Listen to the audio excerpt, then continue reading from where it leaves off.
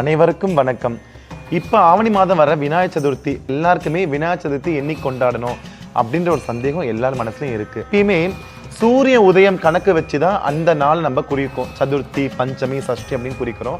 அந்த விதத்தில் பார்த்தீங்கன்னா விநாயகர் சதுர்த்தி பார்த்தீங்கன்னா 7ஆம் தேதி சனிக்கிழமை அன்னைக்கு வருதுங்க.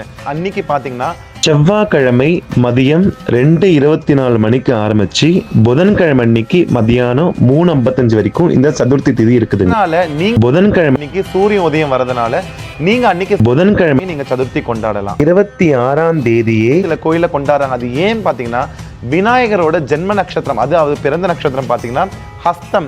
அன்னைக்கு பாத்தீங்கன்னா ஹஸ்த நட்சத்திரோட சதுர்த்தி இருக்கிறதுனால 26ஆம் தேதி கொண்டாடுறாங்க. ஒரு சில கோவில்ல 27ஆம் தேதி கொண்டாடுறாங்க. அது ஒன்றும் தப்பு கிடையாதுங்க.